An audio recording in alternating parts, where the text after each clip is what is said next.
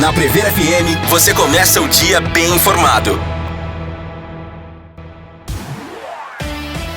No ar, Primeiro Jornal. A primeira notícia, a primeira informação aqui na Prever FM.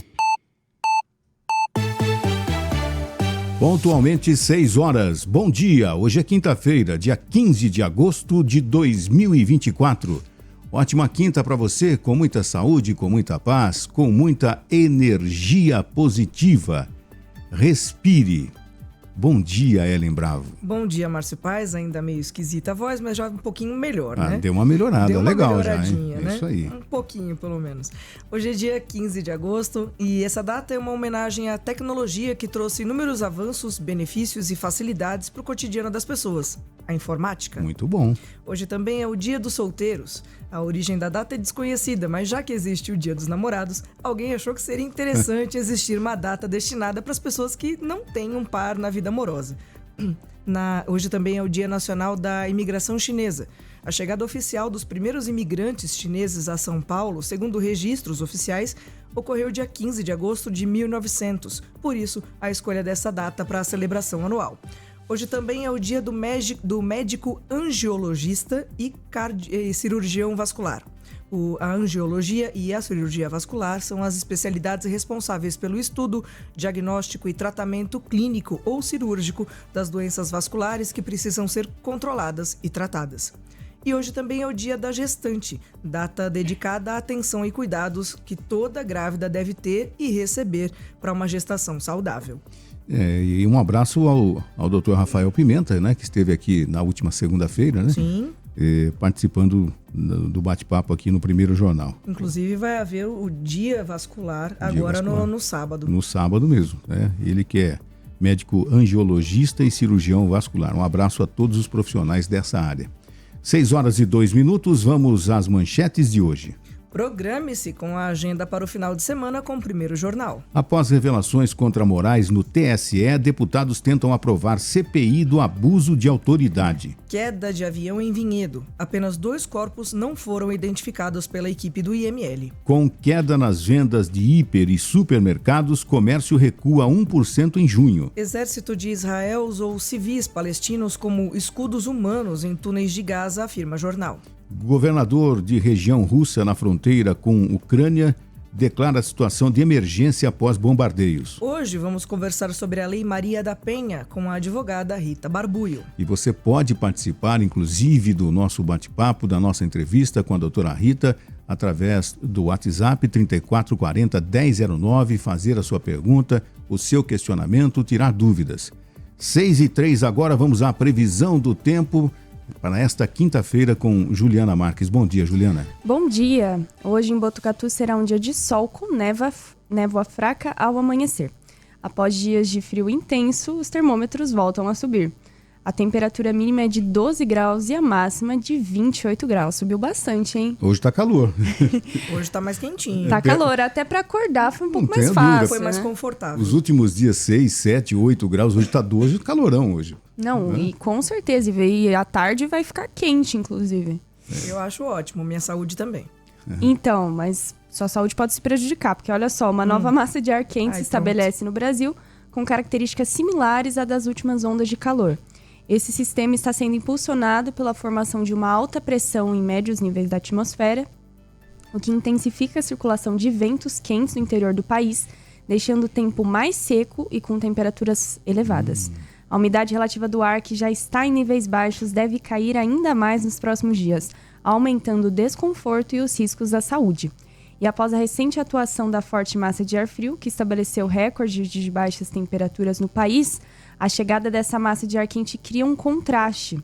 Essa mudança brusca pode desafiar a saúde dos brasileiros, especialmente nas áreas que eles experimentarão temperaturas entre 5 a 7 graus acima da média nos próximos dias. Mas, por sorte, de maneira geral, no estado de São Paulo, a elevação será entre 2,5 a 3 graus acima da média, mas ainda assim é importante. E tendo em vista que as temperaturas médias de agosto já são mais elevadas em relação a julho, o que fará com que o calor seja sentido de forma mais intensa e desconfortável. E o tempo seco associado à baixa umidade relativa do ar pode dificultar a respiração e exigir maior cuidado com a hidratação. Então, água para que te quero. Muita água, né? E eu via hoje pela madrugada, né? São Paulo com uma névoa que estava encobrindo. Que coisa impressionante, gente. Foi uma visão assim, parecia o chamado fog londrino, né? Encobrindo toda São Paulo, aquela neblina, Que coisa, né? Gente. A gente está falando muito do tempo, né? Já notaram? A gente fala sempre do tempo, porque o tempo está mexendo com o nosso dia a dia, está mexendo com a nossa saúde, com a saúde das nossas crianças, né? Porque a gente sai de uma massa de ar frio para uma massa de ar quente e não tem saúde que aguente. Que imunidade que aguenta isso? Não, e tem que hidratar a pele, né? Hidratar as cordas vocais, muita água e tudo mais. Aliás, um convite a vocês. Amanhã, uma fonoaudióloga, a Leila Candeza, estará aqui para falar a respeito da voz. É importante para nós, locutores, também para as pessoas no seu dia a dia, para os professores, né? Para o seu dia a dia, cuidar bem da voz, né? E a hidratação das cordas vocais é fundamental. Então a gente tem que tomar muita água, porque não tá fácil. É muita secura, não tá fácil enfrentar, não. Verdade. 6:06, vamos àquela notícia inusitada, aquela notícia curiosa. Jogadora da seleção de futebol adota solução inusitada para proteger a medalha olímpica. A qualidade das medalhas das Olimpíadas de Paris ainda vem sendo alvo de críticas por parte de atletas que subiram ao pódio. A ginasta Rebeca Andrade, por exemplo, que ganhou 4 medalhas, disse que não vai mais colocá-las ao mesmo tempo no pescoço, porque arranham quando batem umas nas outras. Já a medalha de prata do canoísta Isaquias Queiroz caiu durante comemoração da conquista e ficou lascada. Para proteger a sua medalha de prata, a jogadora Antônia Silva, lateral direita da seleção de futebol, optou por uma solução diferente. Antônia envolveu a medalha em papel filme de cozinha para evitar arranhões. Que coisa, não, gente? Foi feito do que essa medalha? Que então, porque tem um pedaço da Torre Eiffel, tá? Mas, gente, eu achei que ela fosse um pouco mais resistente. Então, a medalha de ouro que a gente já deu a explicação aqui, né? Que antigamente os piratas, para saber se aquela moeda de ouro era de ouro mesmo, davam uma mordidinha. Se ela cedesse um pouquinho, é porque era de ouro mesmo, né? Se ficasse a marca dos dentes na moeda, né? E no caso da medalha, tem que tomar cuidado, de morder, de engolir, porque... Não pode morder, não, vai ficar marca agora. Será que foi feita na 3D? Sei lá. Tá parecendo alguma coisa assim. E aquela história daquela caixa, aquele retângulo que davam junto, que falavam que era um pedacinho do ferro da Torre Eiffel? Não, mas isso falaram mesmo. O pedacinho do ferro, na verdade, está na própria medalha. Isso, na medalha. Na própria medalha, mas a princípio, né, os narradores dizendo assim, e inclusive recebendo também um pedaço. Falei, gente, vai ser a Torre Eiffel de Pisa daqui a pouco. Você tirou um pedacinho e tal, e na verdade era um mapa, né? Sim, um mapa. Um mapinha, né? E os pedaços da Torre Eiffel que foram para as medalhas foram os muitos pedaços das muitas manutenções ao longo dos anos da Torre Eiffel, foram sendo juntados ali, armazenados e viraram pedacinhos de medalha. Agora faz sentido, senão ia acabar a Torre Eiffel, né? Com tanta medalha. 6:08 agora. E agora, Juliana, qual é a notícia viral? O que está sendo falado na internet? Olha, tem algumas cenas interessantes que estão repercutindo nas redes sociais que envolvem os candidatos à Prefeitura de São Paulo. A gente sabe que eleições municipais dá muito assunto, a gente vai falar aqui das eleições de Botucatu, mas inevitavelmente eleições de São Paulo também. O debate promovido pelo jornal O Estado de São Paulo com os candidatos à Prefeitura de São Paulo nesta quarta foi marcado por bate-boca entre o deputado federal Guilherme Boulos, PSOL, e o empresário Pablo Marçal, do PRTB. Durante o embate entre os dois, Boulos comparou Marçal com o candidato Padre Kelmon, que concorreu às eleições presidenciais de 2022. Aquele que foi falado que era padre de festa junina? Isso, esse mesmo. A eleição sempre gera uns memes aí, né? E diz que o adversário veio para tumultuar. Em resposta, Marçal tirou a sua carteira de trabalho e disse que se ele era um padre, iria exorcizar o psolista, a quem ele falou que nunca trabalhou. Ele disse, se eu sou o padre Kelman, eu vou exorcizar ele com a carteira de trabalho. Nunca trabalhou. Aceito sim exorcizar. Você nunca vai ser prefeito de São Paulo enquanto tiver homem aqui nessa cidade. Ele disse o ex-coach na ocasião. E depois da discussão, os dois deixaram o palanque do debate. No entanto, o bate-boca continuou fora da vista das câmeras de transmissão. Marçal publicou em seu perfil oficial no X um vídeo dele mostrando a sua carteira de trabalho a Boulos. Em reação, o candidato do PSOL deu um tapa no documento do empresário. Que coisa, né? Que baixaria, né? E essas pessoas estão concorrendo à Prefeitura de São Paulo. Então. Belo exemplo, né? Não é bacana? Belo exemplo, né? E uma apelação, né? Uma cena ali para chamar atenção. Chamar atenção, aproveitando. O que acontece hoje? Hoje o termo é lacrar, né? Então, daí ele coloca só a parte dele que interessa, coloca nas redes sociais e parece que ele tem muitos seguidores, o Marçal no caso, né? E aí ele coloca a cena que interessa para lacrar. Claro. Né? Como tem muitos deputados, senadores, muitos políticos que colocam a parte que interessa e a lacração acontece, né? Todo mundo fala, Então, aí depois que vira meme e vira motivo de chacota na internet, também não pode reclamar. É o risco que se corre quando você promove debates, né? E aí você tem que, obrigatoriamente, convidar todos para participar. E tem isso. E isso não é de agora, não. Eu me lembro, há muitos anos atrás, que um debate na Globo mesmo, que um candidato levantou, porque ele não era chamado, nem era para opinar, e ninguém falava com ele. Ele levantou ao vivo e fez aquele sinal de que era uma roubalheira aquilo. E a câmera mostrou tudo isso. Olha só. Entendeu? Então, esse tipo de coisa, infelizmente, vai acontecer nos próximos debates aí nas grandes capitais. Em Teresina, no Piauí, nós tivemos o atual prefeito, que é candidato à reeleição, eu não lembro qual o partido, mas ele deu uma cabeçada sim. no candidato do PSOL. Literalmente uma agressão ao vivo na televisão. Então, mas ali foi promovido pela Bandeirantes lá de Teresina, né? Sim, sim. Então, esse tipo de cena, eu fico imaginando assim, né? Falam que o político reflete a realidade do povo. Que ele é o sinônimo do povo. Nós estamos mal se for isso, hein, gente? Mas isso, não?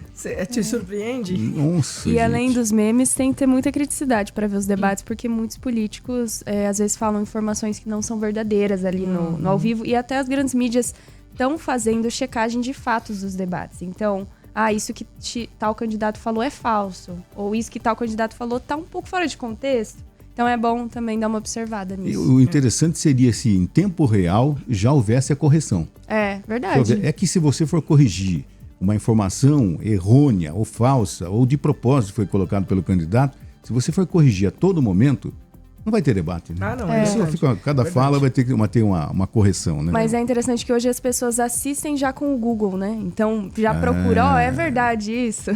Já sabendo mais ou menos que ele vai bater naquela tecla que já polemizou. Se eu vou fazer uma pergunta para Ellen, eu sei de alguma coisa, eu vou bater naquilo. Lógico. Sabe? Então, de repente, está levantando coisa que eu já fui absolvido, ou aconteceu, ou não foi bem isso, enfim. Já foi desmentido, enfim. E aí a gente fica esperando assim, quais são as propostas, né? O que você tem para a educação? O que você tem para o saneamento básico? Não, eles perdem mais tempo degladiando o outro do que falando propostas, né? O que eles pretendem ou não na candidatura. Infelizmente, né? E às vezes tem pessoas que assistem para dar risada, né? Tem isso também, né? Vai fazer o quê? 6h13. Esporte. Essa semana estão ocorrendo os jogos da Libertadores, das oitavas de final, pelo jogo de ida. E ontem o Palmeiras... Vou tomar uma água, já volto. O Palmeiras perdeu para o Botafogo por 2-1 no Newton Santos. Os gols do Botafogo foram de Luiz Henrique e Igor Jesus, enquanto Maurício chegou a empatar para o Palmeiras. Tudo no primeiro tempo. O resultado deixa o Palmeiras mais uma vez pressionado em um confronto recente de mata-mata. O time de Abel também largou mal quando enfrentou o Flamengo na Copa do Brasil e mais uma vez terá que dar uma resposta no jogo em casa. No torneio nacional, não deu certo. Semana que vem a gente amassa o Botafogo. O Botafogo leva vantagem de até poder empatar no confronto de volta, na quarta-feira que vem no Allianz Parque. Lá no Allianz é diferente. É outra coisa. A história é outra. Enquanto eles ficam olhando pro estádio, a gente joga a bola. A história é outra lá. Nossa, mas o Palmeiras pegou uns times fortes aí, né? Pegou Copa do Brasil. Na Copa do Brasil, Flamengo. Na Libertadores, o Botafogo. Caramba! O que mais vocês querem com a gente? E hoje o São Paulo vai a Montevidéu para encarar o time uruguaio Nacional. A bola rola às 19 horas no horário de Brasília. A partida contará com transmissão exclusiva da Paramount. O tricolor paulista vem para o duelo em boa fase. A equipe não sabe o que é perder a 4 jogos, em 3 vitórias e 1 empate. E no período, manteve-se no G6 do Campeonato Brasileiro na 5ª posição, além de avançar às quartas de final da Copa do Brasil. Para partidas, o Beldias seguirá sem contar com Igor Vinícius, prevenção de lesão, Pablo Maia, que está com lesão, e Alisson, que fez cirurgia para correção de fratura no tornozelo direito. O São Paulo, porém, poupou alguns jogadores do seu último compromisso contra o Atlético Goianiense no Brasileirão, na vitória por 1-0 no Morumbis. Assim, Zubeldia deve escalar o que tem de melhor e repetir a formação de ataque que está em boa fase, com Lucas, Luciano, Ferreirinha e Caleri. E no Maracanã, o Flamengo confronta o Bolívar às 21h30 no horário de Brasília. Ambas as equipes estavam no grupo E da competição, com os bolivianos se classificando em primeiro lugar e os rubro-negros em segundo. E também estão correndo jogos da Copa Sul-Americana. Nas oitavas de final, pelo jogo de ida, nessa terça o Corinthians derrotou o Bragantino por 2-1 fora de casa. E hoje, em Curitiba, o Atlético Paranaense enfrenta o time argentino Belgrano. E o Cruzeiro vai a Buenos Aires no confronto contra o Boca Juniors. Gente, é bastante futebol, né? Resultados surpreendentes, tem o jogo de volta para muitos. E no caso do Flamengo, que hoje pega o Bolívar no Maracanã, eu acho que o Flamengo deve ganhar com tranquilidade. O jogo de volta que são elas, 3.600 metros de altitude. É o grande reforço sempre do Bolívar, é quem cai lá, 3.600 metros de altitude, a bola é mais rápida, você não consegue respirar, se você dá um pique você não consegue voltar, tem todas essas complicações, né? Que ao longo do tempo é desumano colocar um jogo naquele local. Mas é o único fator que diferencia o Bolívar com os outros times nessa época da Libertadores. E de repente o Flamengo vai um dia antes para tentar se adaptar, enfim, é uma série de fatores para tentar driblar o fator altitude. Ele joga com os recursos, né, que tem. Agora, a Conmebol autorizar esse tipo de local, né, para jogo, mas meu time é daqui, então quer jogar aqui, vem aqui. Por isso que tem que fazer um bom resultado em casa, que quando cair lá é muito difícil ganhar.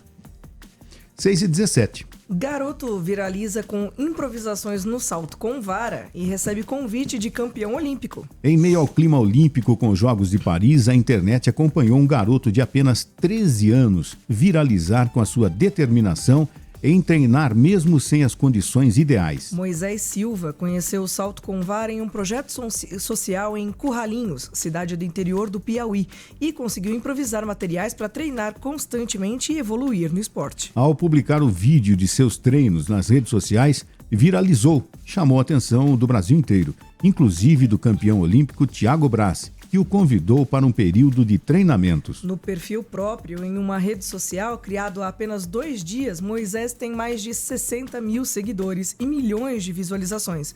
Toda essa repercussão levou os vídeos até Thiago Braz, campeão olímpico em 2016 e bronze em Tóquio em 2021, que convidou o garoto para um período de treinamentos em São Paulo. Me encaminharam muitos vídeos desse garoto. Já estou em contato e vou ajudar dentro dos meus programas de treinamento.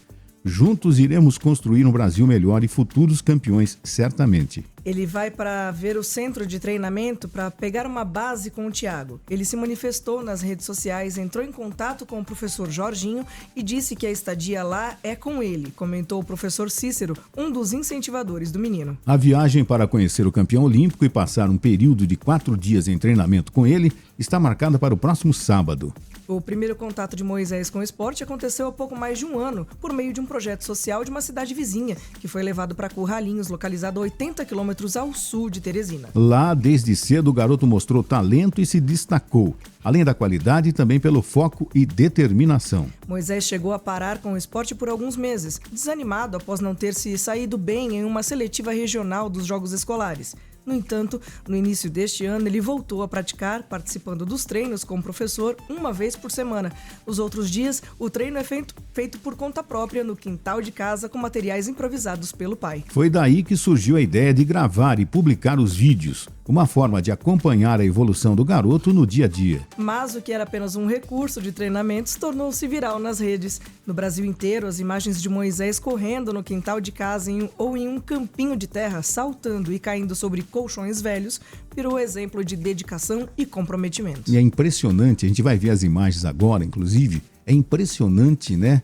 A determinação do garoto. Improvisou um colchão velho, o bambu, enfim, com a ajuda do pai, ele foi, e vocês percebem que realmente, a gente não eu sou leigo nisso, mas a determinação do garoto e que ele tem potencial E tomara que realmente, e com um treinamento adequado e tal, ele realmente demonstre esse potencial e trilhe nesse caminho do esporte, que é muito saudável, né? Muito legal, bacana mesmo, emocionante até. 6h20. Após sucesso com Paulista, YouTube faz proposta para transmitir o Brasileirão em 2025. O YouTube formalizou na última terça-feira uma proposta pelos direitos de transmissão do Campeonato Brasileiro para a Liga Forte União. A intenção é exibir um jogo por rodada e repetir o sucesso alcançado com o Campeonato Paulista. A Liga Forte União trabalha em uma divisão de direitos. A Record, que formalizou a proposta no início do mês, não se opõe. Pelo contrário, entende que ter a plataforma de vídeos do Google é positivo, repetindo a dobradinha que já ocorre no torneio estadual. O SBT não tinha interesse na divisão e queria jogos de forma exclusiva. Caso Record e YouTube acertem contrato, ambos vão transmitir os mesmos 38 jogos por ano. A proposta da plataforma de vídeos é a de um acordo de 3 anos, 25, 26 e 2027. O YouTube oferece 230 milhões de reais anuais, somando variáveis em relação a metas que possam ser batidas. Até este ano, a empresa pagava 50 milhões de reais anuais para a Federação Paulista de Futebol pelo Paulistão. Para a plataforma ter o Campeonato Brasileiro da Primeira Divisão, seria uma forma de ampliar seu leque de futebol ao vivo, que costuma dar para a empresa seus picos de audiência e conectividade do Brasil, segundo dados do Cantar Ibope. Caso adquira os direitos, o plano do YouTube é colocar os jogos para serem transmitidos com imagens de graça na Cazé TV, com quem já tem uma parceria desde este ano para o Campeonato Paulista. A ideia da Liga Forte União é que os jogos de plataformas abertas do torneio abram a rodada com exibição às quartas-feiras às 19h30 ou sábados às 16 horas.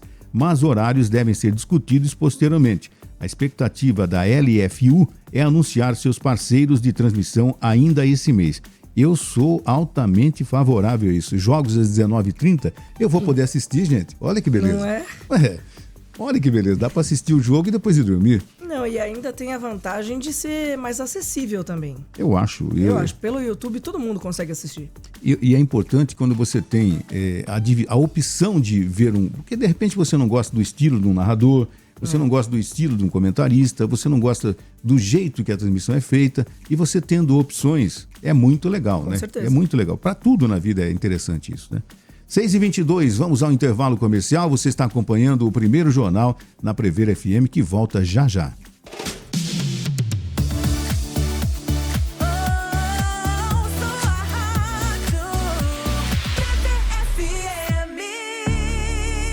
Pode sentar, se acomoda que temos uma sessão cheia de boa música. Sessão das 8, é pra apreciar. 2 edições, 8 da manhã e às 8 da noite.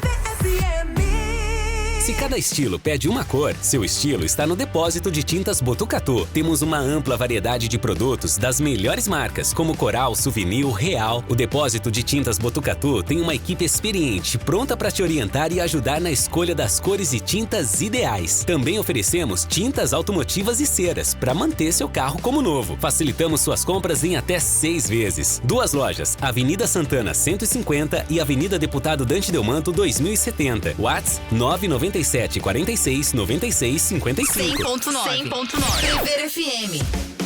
Você sabia que o Sistema Prever tem parceria com laboratórios de exames clínicos e de imagem? De raio-x até tomografia, você faz o exame com valor diferenciado e em diversos laboratórios. Informe-se 3811 4040.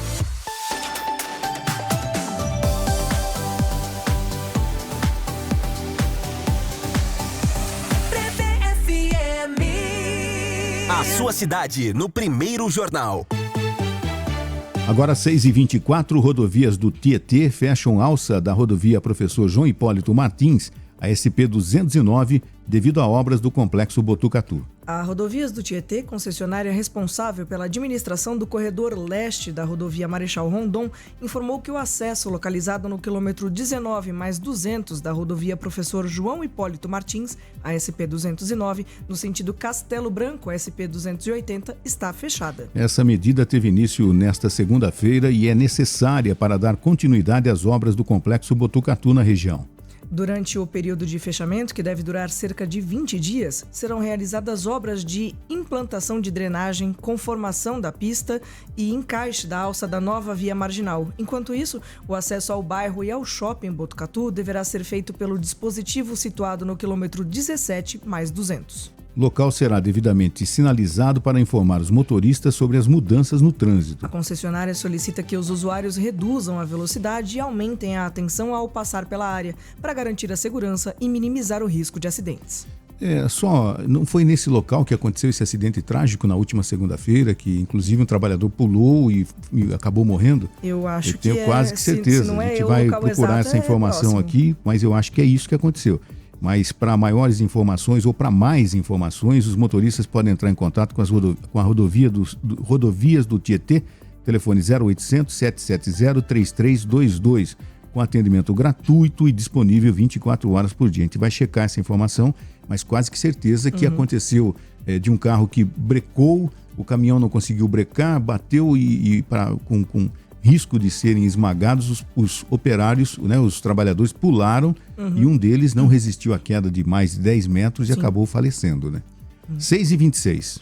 Faculdade de Medicina de Botucatu realiza workshop para vestibulandos. Nos dias 31 de agosto e 1º de setembro, a Faculdade de Medicina de Botucatu abrirá suas portas para que estudantes do ensino médio e vestibulandos possam conhecer mais de perto o ambiente universitário. Realizado anualmente pelos discentes, o Workshop de Medicina 2024 é uma realização conjunta da Associação Atlética Acadêmica Carlos Henrique Sampaio de Almeida e do Centro Acadêmico Pirajá da Silva. O evento é composto por diversas oficinas, como anatomia, semiologia, sutura, primeiros socorros, patologia e vivência universitária, que tem por objetivo apresentar aos participantes disciplinas, conhecimentos e experiências do curso de medicina em uma das melhores e mais concorridas universidades do país. Na oficina de semiologia, os participantes terão a oportunidade de aprender sobre anamnese e exame físico através de atividades práticas.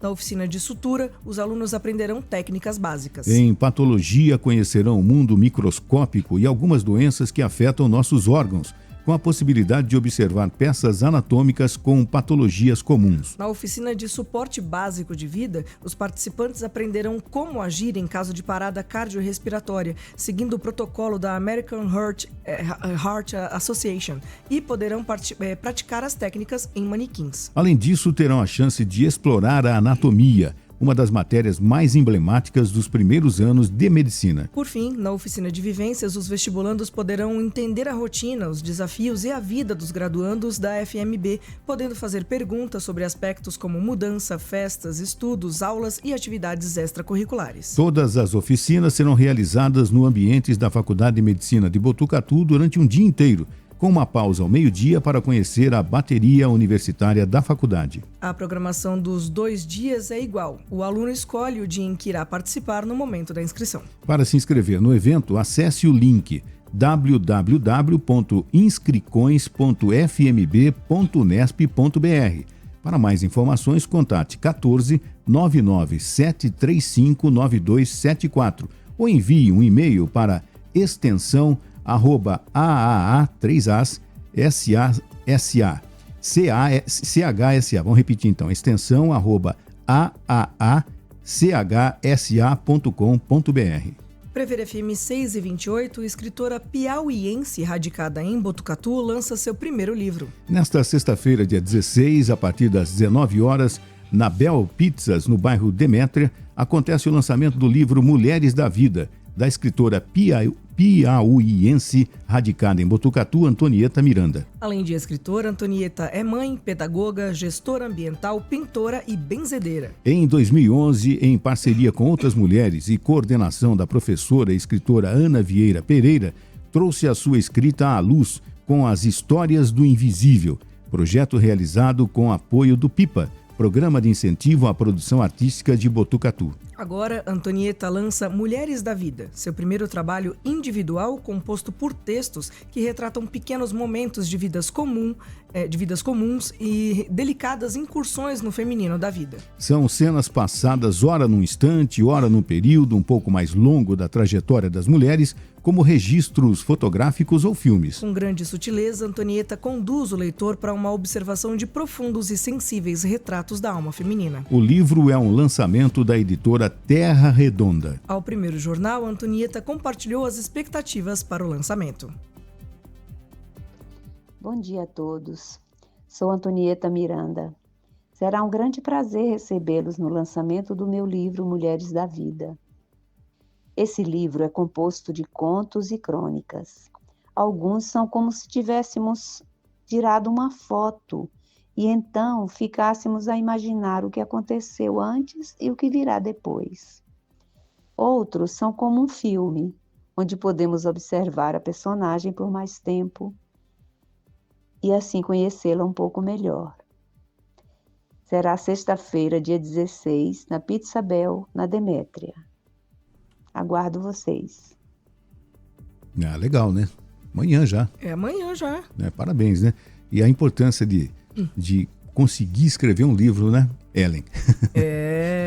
Eu acho bacana. Muito legal, muito legal. Né? Louvável atitude e que o pessoal possa também prestigiar. É uma das coisas que dizem que a gente tem que fazer na vida, né? Plantar uma árvore, fazer um filho e escrever um livro. Eu já fiz 4 e já plantei algumas árvores. O livro ainda não. Então. Mas talvez a minha história desse um livro também, viu? Olha lá. Se eu ficar contando aqui, a gente vai ficar 3 dias aqui direto. Fica a dica então, Márcio. 6h31. Agora vamos saber quais são as outras atrações do final de semana para a galera se programar, né, com a agenda do final de semana, certo, Márcio? É isso aí. Vamos saber o que vai acontecer em Botucatu, sempre recheado de opções, né? Nós sabemos, ontem até tem Festa das Nações que começa amanhã, enfim. Vamos ouvir com a Tata Mello. Qual a agenda para o fim de semana? O primeiro jornal te dá boas dicas. Bom dia! Nesta quinta-feira, a Pinacoteca estará aberta para visitação noturna até às 21 horas. A Pinacoteca fica na Rua General Teles, número 1040. Na sexta-feira, às 19 horas, haverá a exibição do filme Hoje Eu Quero Voltar Sozinho, pelo Cine Teatro do CCRJ. Rua Batista Pesavento, número 213, Rubião Júnior. Na Festa das Nações da APAI, haverá a apresentação da Banda Sinfônica Municipal às 20 horas. A festa acontece nesse final de semana, sexta, sábado e domingo. A APAI fica na Rua Dr. João Queiroz Reis, número 278. O sábado começa cedo, com jazz e standards, com Lucas Fabres e Rodrigo Pinheiro, às 10 horas pela Music Tour, no Mercadão Municipal, Rua Rangel Pestana. E no domingo, das 14 horas às 20 horas, para quem curte jogos de tabuleiro, acontece o Joga Cuesta no Boulevard Cidade, Rua Azaleia, número 399. Já às 17 horas rola MPB com Foz da Voz na Estação Ferroviária, Rua Benjamin Constant, número 228-470. E mais tarde, às 19 horas, tem concerto de gala da Orquestra Sinfônica Municipal e convidados no Teatro Municipal de Botucatu, Praça Coronel Rafael de Moura Campos, número 27. E complementando... Hoje à noite. Hoje, quinta-feira. Hoje à noite tem Banda Sinfônica Municipal de Botucatu, às 20 horas, apresentando rock sinfônico no Teatro Municipal também. Um abraço ao maestro Franklin Ramos, né? Trazendo esse bis do concerto de rock sinfônico às 20 horas. É imperdível. Então a sua agenda começa hoje já, né? Já começa hoje. E tem essa opção no Teatro Municipal, rock sinfônico com a Banda Sinfônica Municipal de Botucatu. Opa, é o quê? Aproveitar que o frio foi embora, né? Dá pra aproveitar já, começar a aproveitar. Pra sair na rua, acho, né? Vai, assiste até umas 10 horas e no dia seguinte tá pronto aqui pro jornal. 6h34. O que se sabe sobre o Enem dos concursos? O Concurso Nacional Unificado, CNU, conhecido como Enem dos Concursos, centraliza em uma única prova os concursos autorizados para a seleção de servidores públicos em diferentes órgãos do governo federal.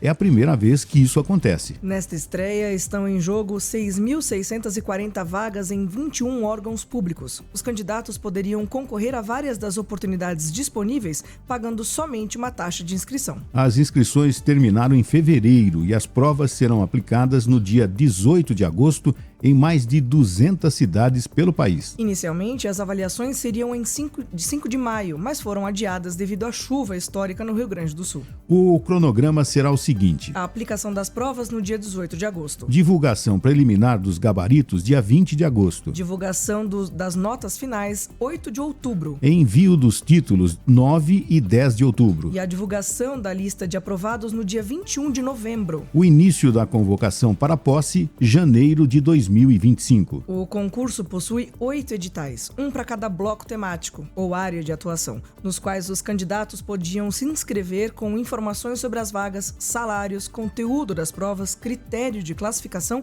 e até composição das notas finais. São 7 blocos para cargos que exigem nível superior de escolaridade, de 1 a 7, e um para nível médio, bloco 8. O bloco 1 é de infraestrutura, exatas e engenharias. O bloco 2, tecnologia, dados e informação. O bloco 3, ambiental, agrário e biológicas. O bloco 4, trabalho e saúde do servidor. O bloco 5, educação, saúde, desenvolvimento social e direitos humanos. Bloco 6, setores econômicos e regulação. Bloco 7, gestão governamental e administração pública. E o bloco 8, nível intermediário. A banca responsável pela elaboração da prova é a Fundação Sesgran Rio, que, além de outros concursos, já realizou edições do Exame Nacional do Ensino Médio, Enem, no qual o CNU se inspirou. As provas serão realizadas em 228 municípios brasileiros. Os locais exatos de aplicação para cada candidato estão disponíveis nos cartões de confirmação divulgados no último dia 7 de agosto. Pouco mais de 2 milhões de pessoas se inscreveram no Enem dos concursos, um recorde para concursos públicos, segundo o governo. Antes disso, o concurso com mais inscritos no país era o do Banco do Brasil, realizado em 2021. Na época, 1,6 milhão de pessoas se inscreveram para concorrer a vagas de escriturários. A maioria dos candidatos do CNU são mulheres, 53%. Muita gente se inscrevendo e é legal, né? De repente você colocar todos os concursos ao mesmo tempo. Concursos, né, para servir para o serviço público. Sim. Muito interessante. E o número de inscrições, então, 228 cidades. Interessante, hein? Bastante coisa, bem inclusivo, né? Não tenha dúvida. 6h37 agora. Primeiro Jornal, Prever FM. Após revelações contra Moraes no TSE, deputados tentam aprovar CPI do abuso de autoridade. Em meio às recentes revelações de que o gabinete do ministro Alexandre de Moraes do Supremo Tribunal Federal teria dado ordens informais para a produção de relatórios do Tribunal Superior Eleitoral, deputados se mobilizam para aprovar a criação de uma comissão parlamentar de inquérito sobre abuso de autoridade. A iniciativa protocolada pelo deputado federal Marcel Van Hatten, do Partido Novo, em novembro de 2022, visa investigar possíveis violações de direitos, censura e atos de abuso de autoridade por parte de membros dos tribunais superiores. Em resposta, Moraes afirma que o TSE tem poder de polícia e que os relatórios solicitados foram oficiais e regulares. O deputado federal Nicolas Ferreira, do PL, afirmou que irá pedir acesso aos materiais completos citados na reportagem da Folha de São Paulo para utilizá-los na CPI. Abre aspas, precisamos de uma investigação aprofundada dessas mensagens e dessas denúncias, disse em suas redes sociais. Van Hatten, autor do requerimento, disse que a CPI é inadiável. De acordo com uma reportagem da Folha de São Paulo, o gabinete do ministro utilizou esses relatórios para embasar decisões do próprio Moraes contra aliados do ex-presidente Jair Bolsonaro do PL no inquérito das fake news e das milícias digitais. No requerimento, parlamentares veem abusos de autoridade nos casos de busca e apreensão no endereço de empresários, bloqueio de contas bancárias de 10 pessoas e 33 empresas suspeitas de financiarem atos antidemocráticos. O requerimento ainda cita censura a parlamentares ao economista Marco Sintra, a produtora Brasil Paralelo, a emissora Jovem Pan e ao jornal Gazeta do Povo. O documento reuniu 181 assinaturas de deputados. A senadora Damares Alves, do Republicanos, afirmou que o senador Eduardo Girão, do Novo, entrará com pedido de impeachment de Moraes e sugeriu que o magistrado renuncie pelo bem da democracia. Espero que o ministro ainda durante esta noite ou esta madrugada coloque a cabeça no travesseiro, reflita bastante e no raiar do dia apresente o pedido de renúncia. Vai ser mais fácil para todo mundo, disse. De acordo com a senadora, os parlamentares fizeram uma coletiva de imprensa ontem às 16 horas para detalhar o pedido. É uma situação que a gente comentava aqui, né, que ia causar polêmica, mas o pessoal do STF, inclusive o presidente Barroso do STF, todo mundo saiu a favor do Alexandre de Moraes, porque é aquela história, além de presidente do TSE, ele também é ministro do Supremo. Então não pode ser, o Alexandre vai para o TSE, o Moraes vai para o Supremo, ele é uma única pessoa. Sim. Enfim, mas vai dar muito pano para manga, mas as explicações dadas pelo pessoal do STF, pelo menos aparentemente, convenceram, né? Mas o pessoal da oposição vai vir com tudo, como já está vindo. 6h40, nós vamos ao intervalo comercial, lembrando que hoje, daqui a pouquinho, às 7 horas, a gente vai ter a presença da advogada Rita Barbulho, vai falar a respeito da Lei Maria da Penha, né? Dia 7 de agosto foi a Lei Maria da Penha, isso? Foi, isso. Dia 7 de agosto, isso. Né?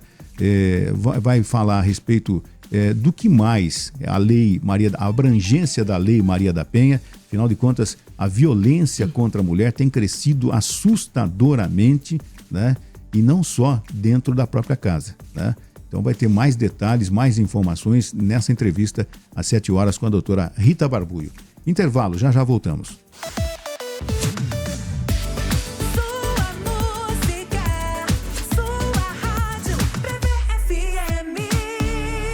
As nacionais têm espaço garantido na programação da Prever FM. De segunda a sábado, 1h20 da tarde, o território é nacional. Prever FM. Convide sua família e amigos e venha comemorar com a gente a 10ª edição da Caminhada Regional Unimed de Bem com a Vida. Inscreva-se a partir de 1º de agosto pelo site www.caminhadaunimed.com.br. O evento será no dia 18 de agosto, 8h30 da manhã, saindo da Praça do Bosque. Doe 1 litro de leite e colabore com a Associação Mulher Unimed Botucatu. Unimed, suas histórias, nossas caminhadas. No trânsito, escolha Prever FM. Você sabia que o Sistema Prever tem ambulância gratuita para levar o associado com hora marcada em consultas em clínicas, hospitais ou fisioterapia? Veículos novos e equipe treinada para te ajudar neste momento delicado com segurança e conforto. Informe-se 3811 4040.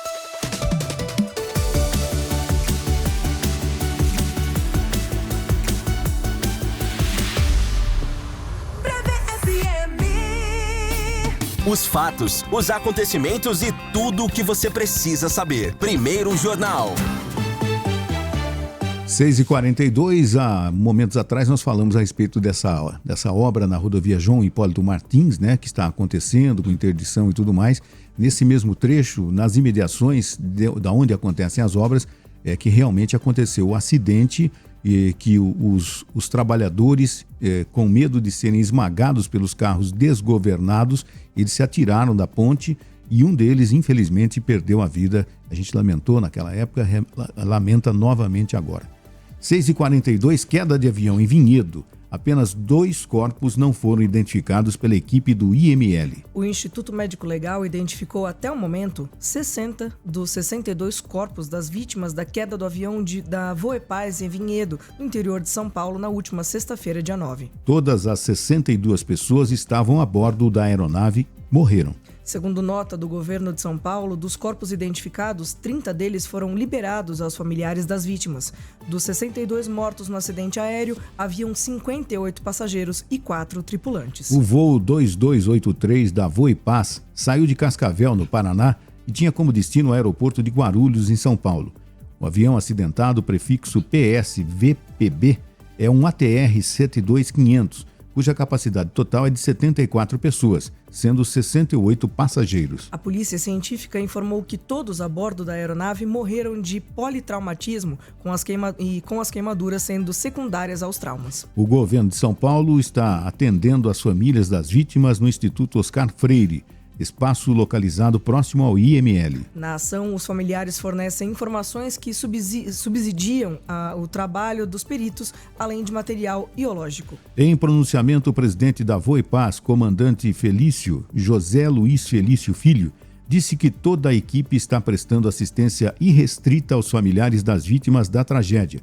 Ainda, ele ressaltou que a vida dos passageiros sempre foi e continuará sendo nossa prioridade número 1. As causas do acidente estão sendo apuradas pelo Centro de Investigação e Prevenção de Acidentes Aeronáuticos. 6h44, com queda nas vendas de hiper e supermercados, comércio recua 1% em junho. As vendas do comércio brasileiro caíram 1% em junho.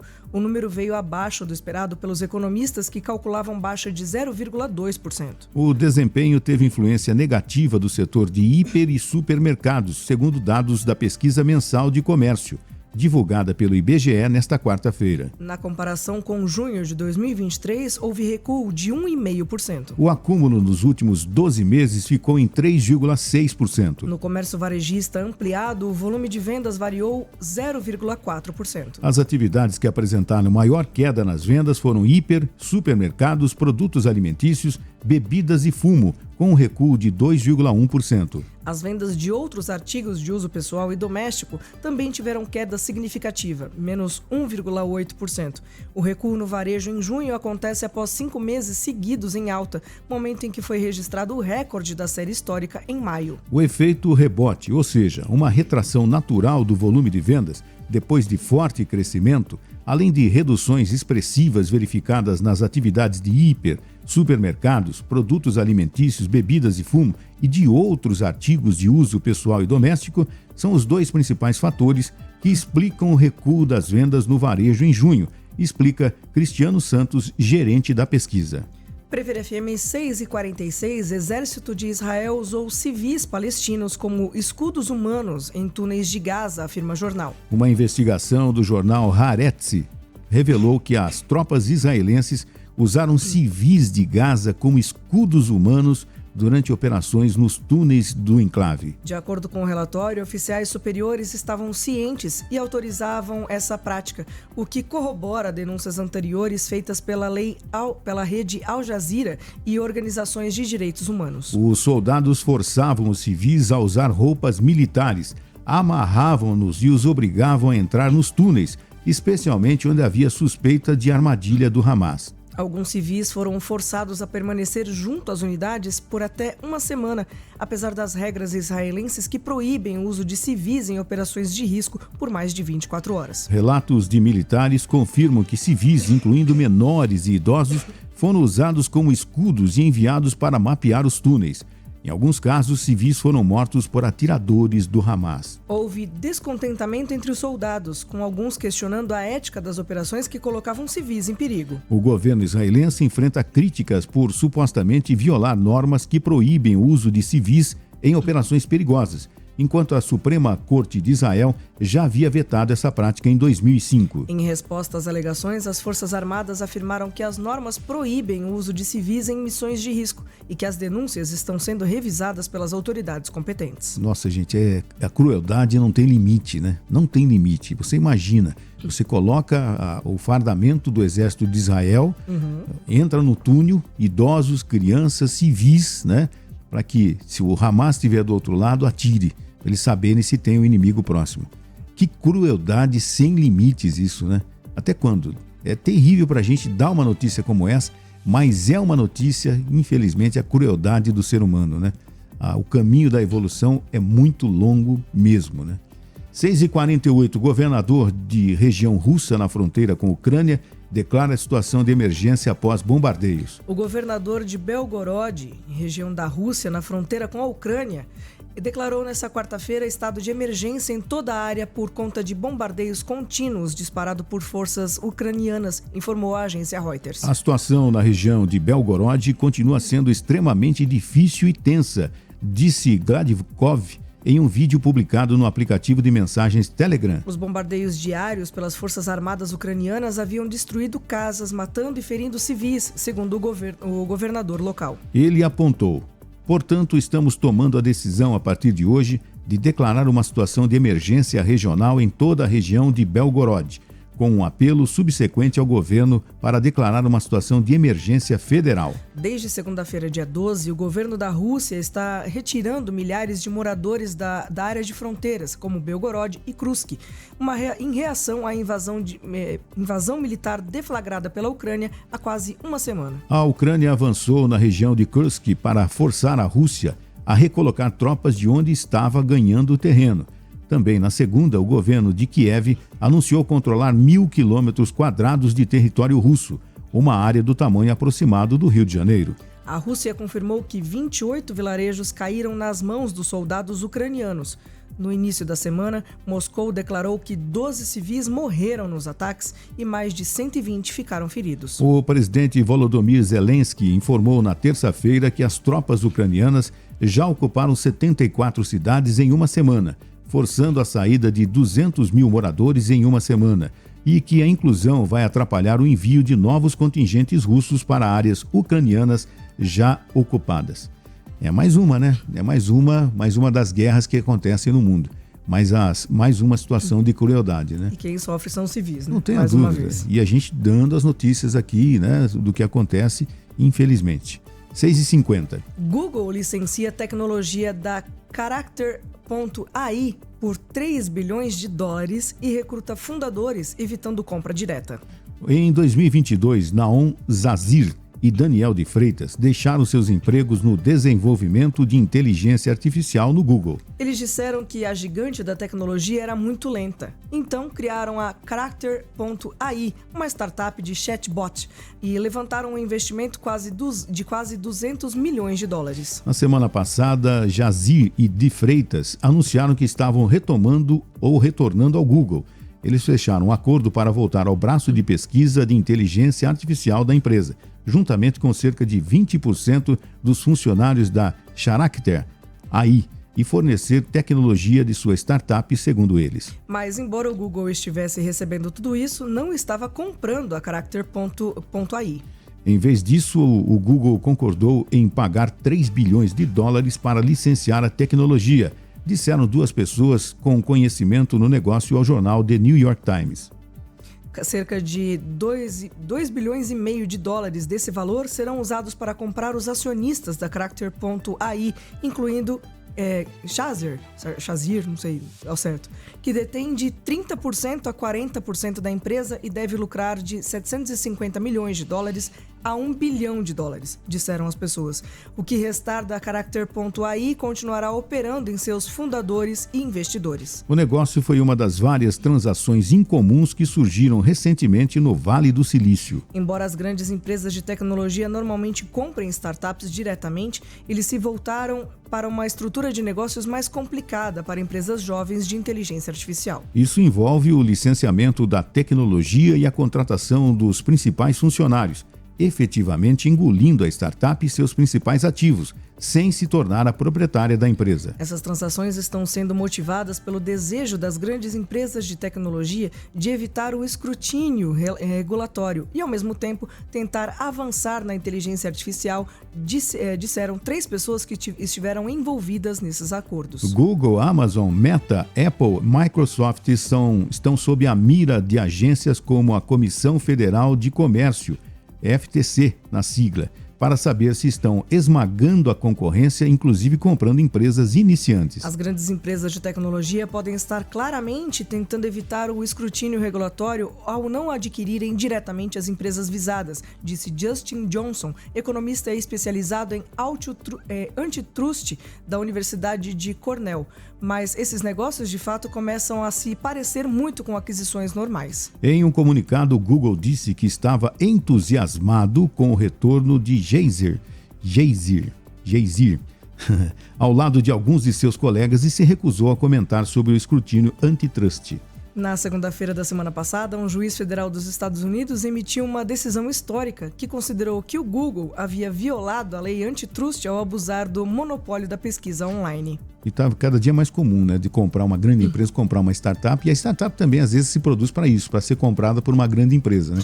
E ganham milhões de dólares, né? Elas são feitas exatamente para isso. Não tenha dúvida. 6h53. Vírus da Covid usa máquina celular para escapar de anticorpos. O vírus SARS-CoV-2, que causa a Covid-19, consegue se esconder do sistema imunológico e se reproduzir ao usar as células de defesa do corpo para criar proteínas inúteis. Esse processo foi revelado por um estudo recente de pesquisadores do Hospital Israelita Albert Einstein e das universidades de São Paulo e Federal de Minas Gerais, publicado no International Journal of Molecular Science. Esse estudo é importante para desenvolver novas terapias antivirais. Ao contrário de outros vírus, o SARS-CoV-2 bloqueia de forma especial a produção de interferon, uma proteína crucial para a resposta imunológica e afeta diretamente tipos de células do sistema imunológico. Isso complicou a criação de novos tratamentos para a Covid-19. Os pesquisadores investigaram como o vírus faz com que as células produzam proteínas defeituosas ao alterar o processamento do RNA mensageiro. Usando dados de estudos sobre RNA e proteínas, eles descobriram que o SARS-CoV-2 faz com que genes importantes para a defesa imunológica produzam mais proteínas inúteis e menos proteínas funcionais, tornando-as vulneráveis ao ataque viral. Além disso, genes envolvidos na inflamação reagem de maneira diferente à infecção. Esse estudo é a primeira vez que essa interação molecular do vírus é demonstrada de forma tão detalhada e pode ajudar a encontrar novas formas de tratar infecções virais, restaurando o processamento normal do RNA. 6h55, polícia investiga como instituição de caridade da Nova Zelândia distribuiu doces com metafetamina por engano. Uma instituição de caridade da Nova Zelândia distribuiu doces contaminados com metanfetamina por engano.